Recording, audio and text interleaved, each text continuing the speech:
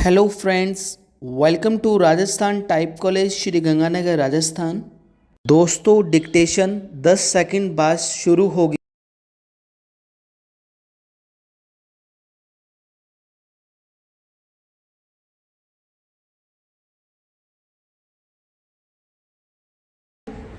भारत के आर्थिक विकास की रफ्तार को देखते हुए सवाल उठता है, भारत कब तक विकसित राष्ट्र बन जाएगा।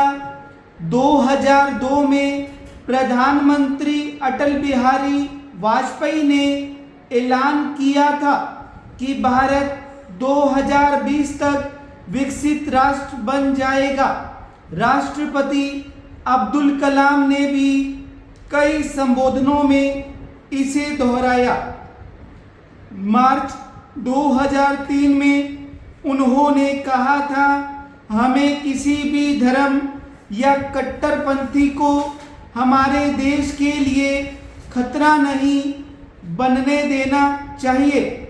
उनके अनुसार 2020 तक भारत को विकसित राष्ट्र बनाने के उनके लक्ष्य का आधार कृषि, शिक्षा, स्वास्थ्य, आधारभूत ढांचा और सूचना प्रौद्योगिकी को लेकर विस्तृत कार्य योजना थी। 1998 में कलाम ने अपने साथी वैज्ञानिक वाई.एस. राजन के साथ मिलकर एक किताब लिखी, इंडिया 2020। इसमें भी भारत के विकसित राष्ट्र बनने की परिकल्पना की गई थी। प्रधानमंत्री नरेंद्र मोदी ने 2022 के स्वतंत्रता दिवस समारोह के दौरान कहा, हमें संकल्प लेना चाहिए कि स्वतंत्रता के स्वर्ण जयंती वर्ष यानी 2047 तक भारत को विकसित राष्ट्र बना दे। इसके साथ ही भारत के लिए इस लक्ष्य को पाने की समय सीमा 20 साल और बढ़ गई। विश्व बैंक स्थापना के समय से ही विकसित या विकासशील राष्ट्र शब्दों का इस्तेमाल कर रहा है। ज़्यादातर अर्थशास्त्री, खास तौर पर विदेशी बैंकों में काम कर रहे विश्लेषक डीसी, विकसित राष्ट्र और ईएमई, उभरती बाजार अर्थव्यवस्था जैसे शब्द इस्तेमाल करते हैं। एक स्पष्ट परिभाषा इस तथ्य से समझी जा सकती है कि विश्व बैंक के प्रति व्यक्ति आय को डॉलर में गिनता है। फिलहाल भारत दुनिया की 5वीं बड़ी अर्थव्यवस्था है।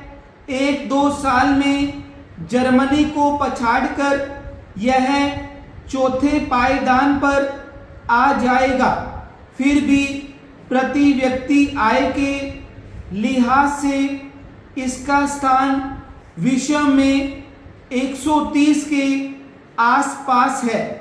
भारत की प्रति व्यक्ति आय करीब $2,200 है, जबकि वैश्विक औसत $12,000 से अधिक है।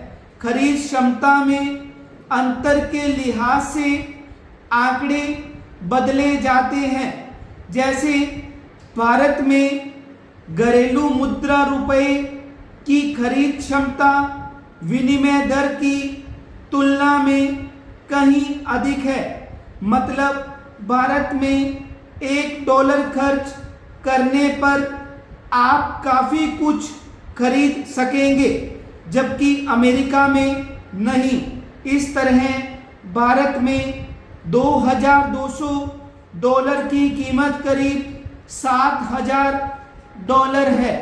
तब भी विश्व में भारत 128वें स्थान पर है और एशियाई देशों की सूची में 31वें पर।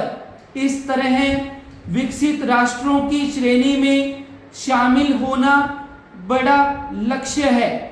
मुद्दा यह है कि अगर हम तेजी से बढ़ती अर्थव्यवस्था है और $10,000 की प्रति व्यक्ति आय का स्तर हासिल कर लेते हैं, तब क्या विकसित राष्ट्र और अनुभूति सभी भारतीयों के लिए होगी? प्रति व्यक्ति आय केवल राष्ट्रीय औसत है, जिससे यह पता नहीं चलता कि समाज के सभी वर्गों में यह आय कैसे बंटी हुई है। फिलहाल भारत सबसे तेज गति से बढ़ती अर्थव्यवस्था है, फिर भी खाद्य सुरक्षा चिंता के चलते 81 करोड़ लोगों को निःशुल्क राशन दिया जा रहा है। यह भी उनकी आय में ही इजाफा है, फिर भले ही नगद में न हो। भारत के लिए विकसित राष्ट्र के 3 पैमाने हैं। पहला, हर घर नल से स्वच्छ पेयजल की उपलब्धता, जिसके लिए राष्ट्रीय जल जीवन मिशन चल रहा है। 18 करोड़ ग्रामीण घरों में से 3 करोड़ घर ही ऐसे हैं जहां नल से स्वच्छ जल पहुंच रहा है। दूसरा, स्थानीय स्कूलों की गुणवत्ता। विकसित राष्ट्र में लोग खुशी से बच्चों को नज़दीकी सार्वजनिक स्कूल में भेजते हैं, जबकि हमारे देश में कच्ची बस्ती में रहने वाले माता पिता भी अपने बच्चों को निजी स्कूलों में पढ़ाते हैं और भारी भरकम ट्यूशन फीस देते हैं।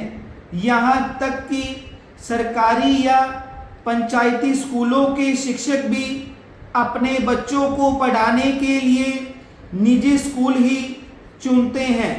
तीसरा पैमाना है सार्वजनिक परिवहन।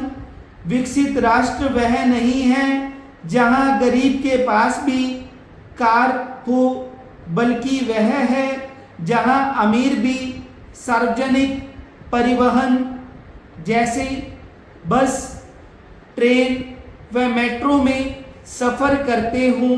ऐसा तब होता है जब ये सेवाएं उच्च गुणवत्ता के साथ विश्वसनीय और कम खर्च वाली हो।